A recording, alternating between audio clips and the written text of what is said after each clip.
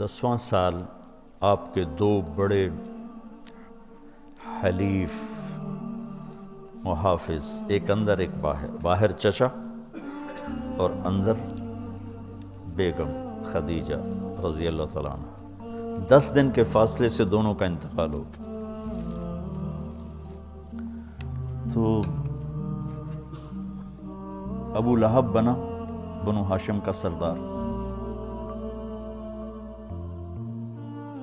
تو پہلے تو غیرت میں اس نے کہا بھتیجے فکر نہ کر، ابو طالب کی طرح میں تیری رکھوالی کروں گا، جو شاکی۔ 3 دن گزرے تھے، ابو جہل نے کہا تو کس منہ سے یہ بات کر رہا ہے؟ اور اس کا اللہ تمہیں کہہ رہا ہے تبت یدا ابی لہب و تب۔ تو اس کا میٹر گھوم گیا اور اس نے آ کے حرم میں اعلان کیا میرا محمد سے کوئی واسطہ نہیں۔ تو جب تک چچا زندہ تھے زبانی تکلیف تو تھی، ہاتھ کسی نے نہیں اٹھایا تھا، لیکن چچا کے انتقال کے بعد ہاتھ اٹھنے لگے، پتھر پڑنے لگے۔ وہ جو آپ واقعہ سنتے ہیں، چادر گلے میں ڈال کے مروڑا، آنکھیں باہر نکل آئیں، یہ ابو طالب کے انتقال کے بعد کا واقعہ۔ ابو جہل نے پکڑ کے بطحا کی وادی میں گھسیٹا، سارا پہلو زخمی ہو گیا۔ یہ اس کے بعد کے واقعات۔ آپ مینا میں جاتے تھے، حجاج میں دعوت دیتے تھے، تو یہ اس کے بعد واقعات ہوئے، کوئی پتھر مار رہا ہے، کوئی تھپڑ مار رہا ہے، کوئی منہ پہ تھوک رہا ہے۔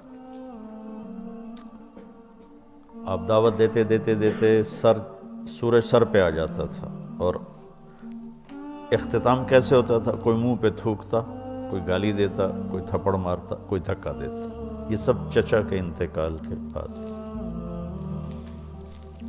تو پھر آپ کو خیال ہوا کہ ہجرت کروں، تو آپ طائف گئے۔ طائف میں جو ہوا وہ آپ کو معلوم۔ کہ 4 سال پہلے میں عین اس جگہ پہ پہنچا جہاں آپ کو پتھر پڑے۔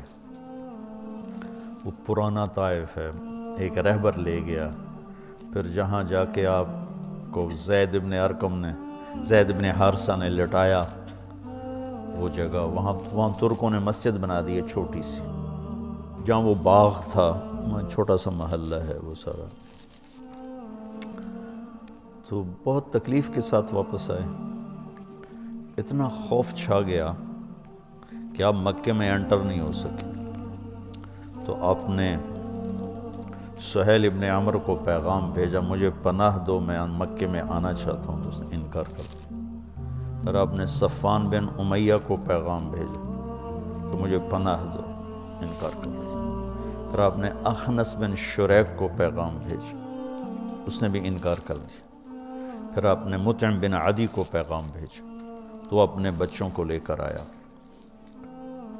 تو اس کا قبیلہ بھی مضبوط تھا، تو اس مسلح تلواروں کے سائے میں لے کر حرم میں انٹر ہوا، کہا کہ میں آج کے بعد محمد بن عبداللہ میری پناہ میں ہے، صلی اللہ علیہ وسلم۔ تو ابو جہل نے کہا کہ یہ جو تم پناہ دے رہے ہو، اس کا کلمہ پڑھ کے یا اپنی سرداری کی بنیاد پر؟ کہا نہیں، میں اس کا کلمہ نہیں پڑھتا ہوں، میں اپنی سرداری پر کہتا ہوں۔ کہا ٹھیک، قد اجزنا، ٹھیک۔